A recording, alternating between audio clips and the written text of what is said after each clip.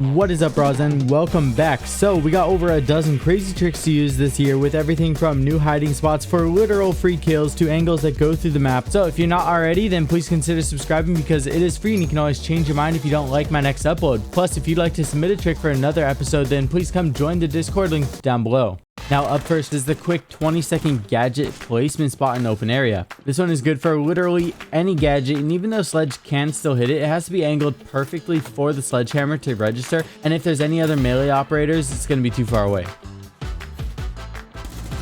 Now, before the next trick, let me quickly tell you about something I'm really stoked about because this video is sponsored by Techland, who are the creators of Dying Light 2. Dying Light 2 is coming out on February 4th, and I don't think anyone here knows how much I played Dying Light 1 on Xbox because I even made some guides for it, so if you were around back then, just know that you are a super OG of this channel. Anyways, they recently finished their final episode of their show Dying to Know, where Techland showed us dev interviews about making the game, fan contests that have gone live that we can all take part in, new gameplay and trailers, plus even more details regarding the lore of Dying Light 2. My favorite feature of the game is the 2 to 4 player co-ops that you and your friends can team up and spawn trap zombies together in whatever creative, brutal, or even parkour way that you want. Dying Light's day and night cycle is also returning in this one, and this all happens in a vast open world where your choices and consequences can literally shape the future of the city. If you'd like to check it out, then Dying Light 2 is available for pre-order right now, so go check it out by clicking my link in the description, and thanks again to Techland for sponsoring. Up next are 2 interesting ways to place Thorn's Razor Bloom shell. The first way is if you shoot out the bottom 3 layers of barricades. As long as you have about 4 rounds left in Thorn's gun, then that'll mean that you can either 1 or 2 tap the barricade to be destroyed.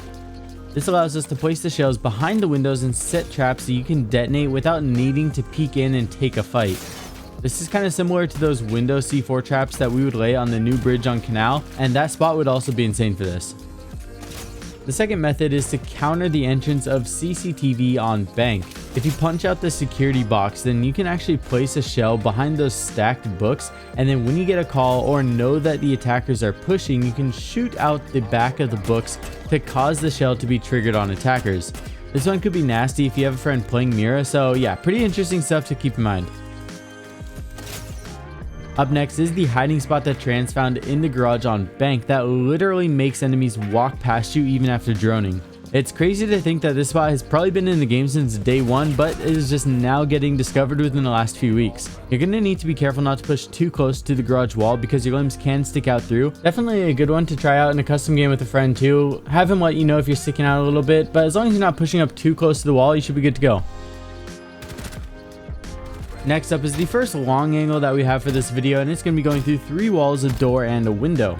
Both of these angles are going to be going to archives, and the old angle that I used to use was standing by the bomb, but that one is becoming more and more known, so an alternative method that makes you even safer is to go by the window in Vault Lobby and then go through the wall instead. The angle through the door is going to be slightly smaller than if you were to do it standing by the bomb, but it will keep you much more safe, so that decision is up to you on which one you want to use.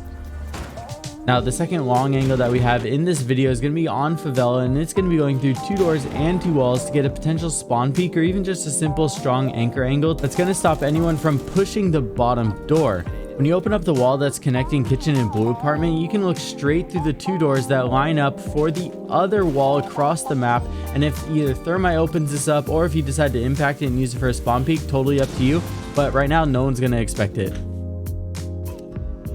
Now, going over to the ATM entrance on Bank, we have a C4 that has been around for a very long time, but I'm stoked to say that it is now perfected to the point that you should be able to land this with 100% accuracy after just a few practice throws and customs. I'm currently on 86 FOV and playing on 16:9 for aspect ratio, but you should still generally have your crosshair in about the same spot. But if you do play on different settings with me, just know that a couple minor tweaks might be needed, but it's generally going to be the same thing. To land this in an actual game, you're going to need to throw this at about 8 to 10 seconds into the round, and then you're going to send your enemies flying. Up next, we have an interesting interaction that we can do with Aruni gates. If you go close enough, you can actually lean to one side and you can actually accurately get gadgets to go in between the lasers to make it safely to the other side. You can do some interesting things like place air jabs in unexpected places that you normally wouldn't be able to get to, and I'm still experimenting with this as far as strats go, but it is a pretty cool interaction that you should be aware of. Up next are 3 strong thermite spots that you can use if you're lucky enough to play Outback without it getting banned. First one is going to be placed on the east side of the reinforced wall in Reptile Hall, and this will cause the perpendicular wall to also get destroyed. And it also looks really funny when there's a mirror playing here because the wall just pretty much disappears even though you don't expect it to. The second thermite spot is going to be on the south wall in Bull, and this is going to destroy the wall in Office, which is also common for a mira. The third wall is in the new covered terrace area, and this wall is going to open up an angle that goes through sight that you can watch hall flanks from a really strong spot.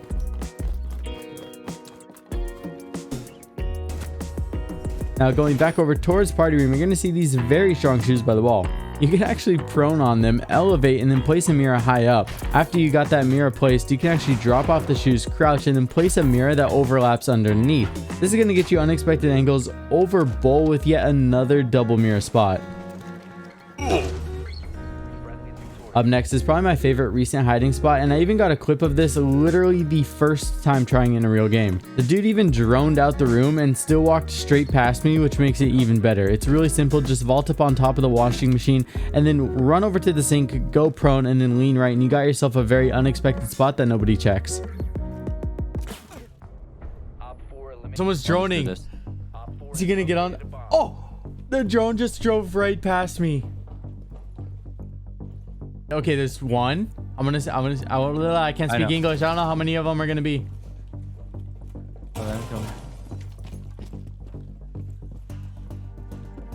Got him.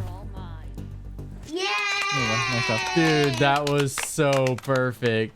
Now jumping over to theme park, we have a new pixel peak, but instead of it being the usual vertical pixel peak, this one's going to be horizontal and going underneath the dragon statue's chin onto whoever may be peeking barrels after opening the wall. It's so hard to see as attackers that I couldn't see it so much that I literally went to buck 3x just to stare at it exactly, and I still literally could not see the defender.